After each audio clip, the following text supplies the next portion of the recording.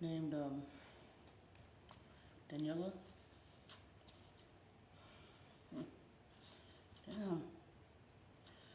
Okay. Shit, man, I can't see shit. Okay. Back in 2019, I met a woman named Daniela, um, who lived in my town, and she's from Texas. She's about my age. I'm currently 36. She's 34, I believe, or 35. Most likely 34.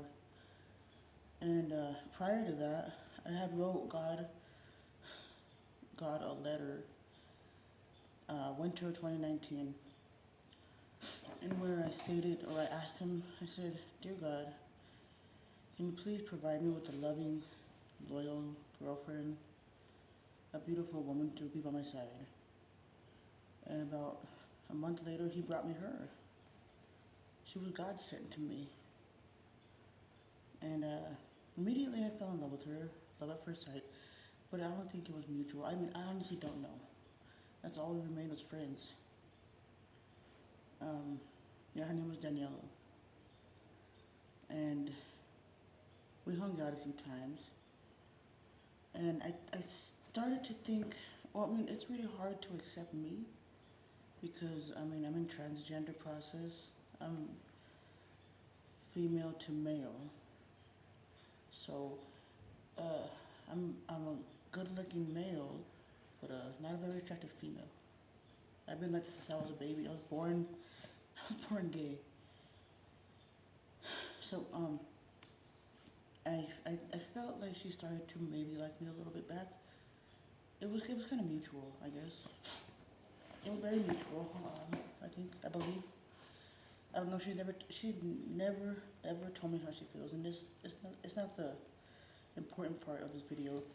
The important part is the facts because the story of ours is pretty big. I better close with the windows more. Okay, so anyway, yeah, our story is pretty big. Her and I. If you type in Weez and Daniela, or Weez Satan, or my real name, Camila Rodriguez Satan, or Camila Rodriguez and Daniela, you'll see all the JavaScript on Google. Okay? You see, I'm being held captive, and nobody fucking believes it. No matter what the fuck I do, I have no opportunities. I'm being treated so horribly, but it's not people's fault. I live in a town called Bernalillo, 20 miles on the outskirts of Albuquerque, New Mexico, in which the people are being manipulated and pre-programmed to hate me. Because I'm gonna just put it out straight out on the table like this. I'm God, okay? I'm God in human form, and I'm being punished by my jealous aunt. So she cursed me to be Satan in my mother's womb. Like I said, my mother's name is Rosemary. Okay?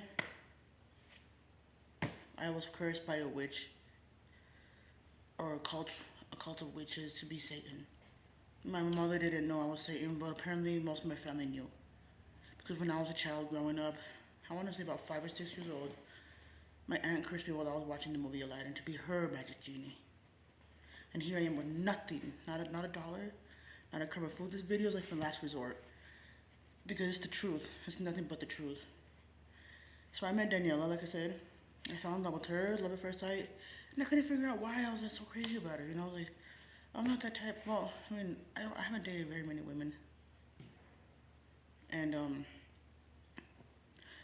I don't know. At that time, I didn't know I was God. I was or Satan. Satan and God are the same, yin and yang, same entity, me. I'll explain the whole. I mean, I'll break that down in another video if I would get the chance. But So I guess yeah, I didn't know. So I didn't really. All I knew is that when I was God, I had a certain order of life. Everything was free flowing, natural. Everything was great. The, the world was great. I could move mountains, but when I was a little kid. But as I got older, I started to forget about it and not notice it. And it'll come to me naturally, and I stopped worrying about it. So, anyways, me and Daniela would text quite often, like a regular friendship. And uh, what happened? My aunt introduced me to something. She didn't introduce. Okay, I was going through a lot, some heavy shit, right? I'm about to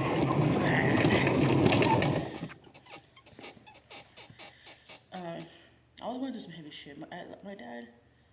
See, I never believed in witchcraft at all. I've always thought it was fake.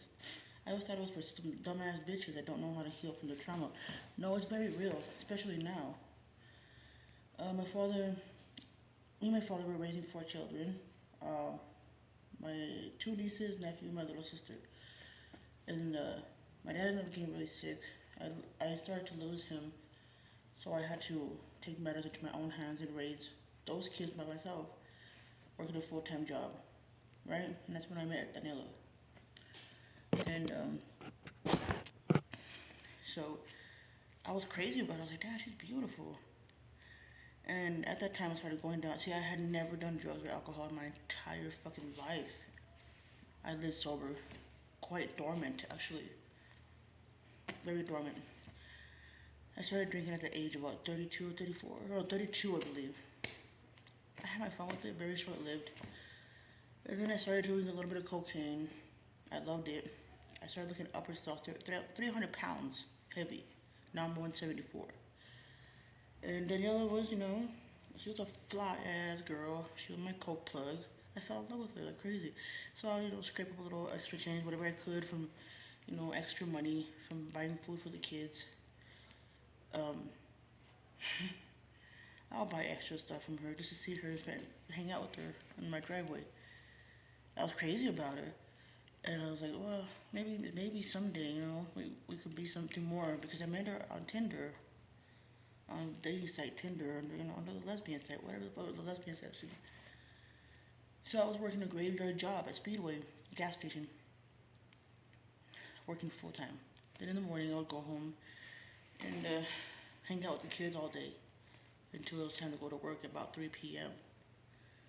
So that got me really tired. I never got to sleep, and coke it wasn't doing the job. I'm gonna just put it all out.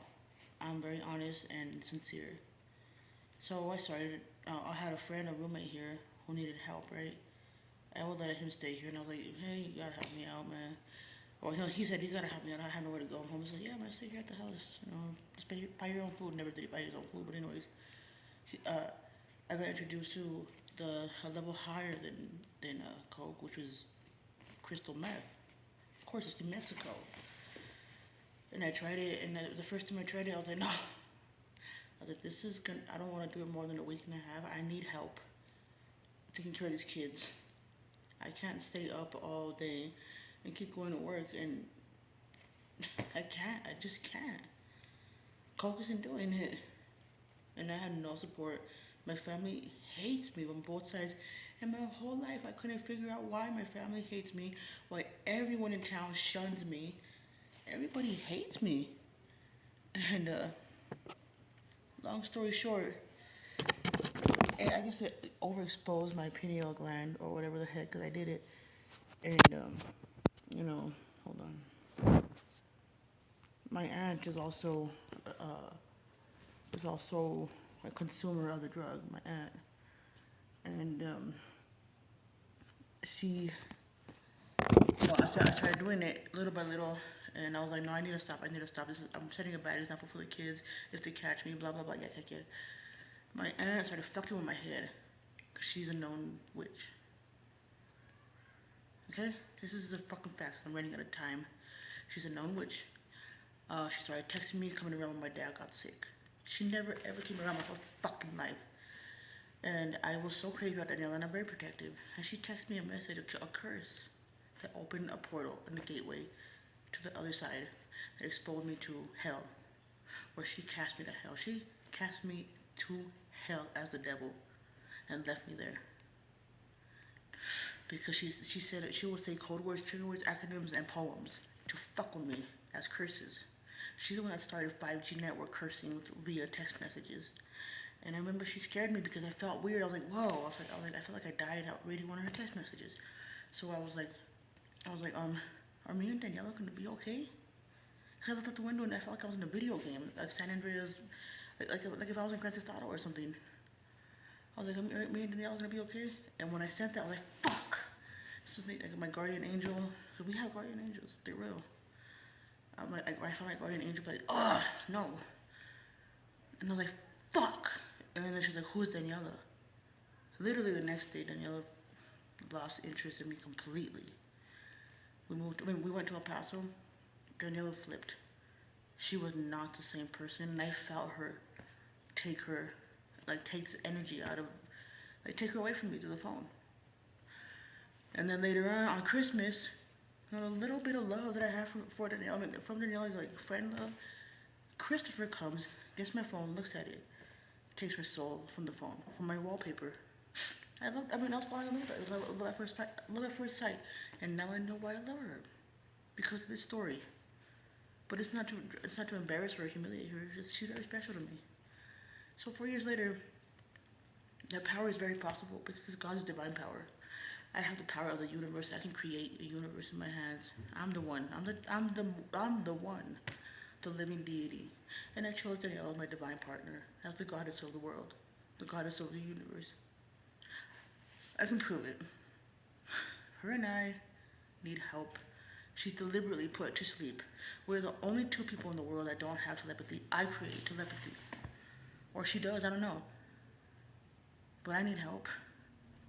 Please put the story up. I'm a victim. My Aunt Beatrice is the one that cursed me. Fuck that bitch. She continues to play it safe because she stole my spirit and she's using my face as a mask to get protection and help. But that goes to me. I need help. Mara.